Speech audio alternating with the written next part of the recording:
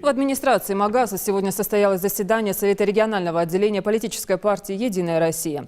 Встреча прошла под руководством главы региона. Обсудили предстоящие в сентябре выборы в органы местного самоуправления. Ожидают ряд законодательных изменений, а вот каких именно, узнаем у Хусена Гагиева.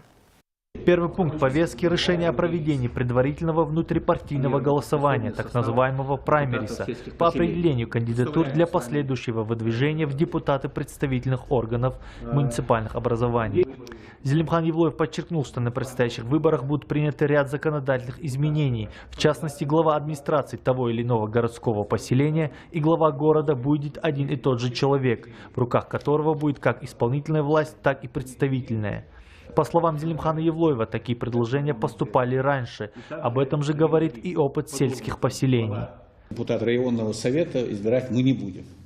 Значит, и по закону тоже в райсовет будет входить по должности глава сельского поселения, глава администрации сельского поселения, ну в смысле он в одном лице.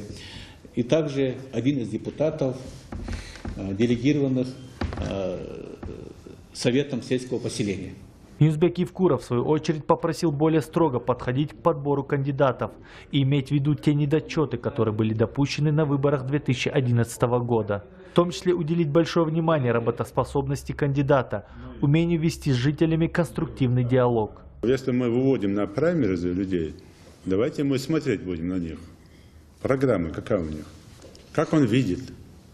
Потому что проблема земельного отношения.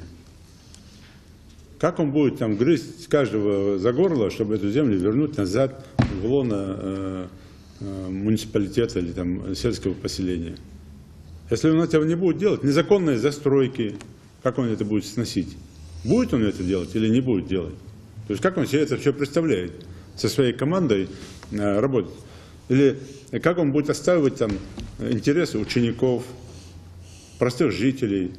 Также в ходе заседания Марем Амриева рассказала об итогах реализации проекта «Народный контроль».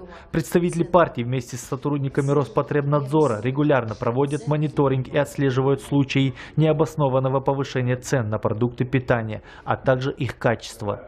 Глава региона попросил обратить внимание на цены в соседних регионах, в том числе и в Ставропольском крае, и на оптовых складах, откуда завозятся в республику продукты. Я на рынок уже, посмотрев, изучить тему и понять, почему повышение цен.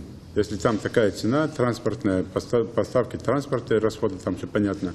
Здесь понять, в чем причина. То ли товарищ директор рынка поднял за аренду места, то ли эти сами товарищи этим работают, занимаются. По мнению главы региона, эти и другие вопросы должны решать народные избранники. Напомним, выборы депутатов муниципальных образований республики состоятся 15 сентября этого года. Хусен Гагиев, Юнус Цичоев, Юсуп Ханиев, Новости 24.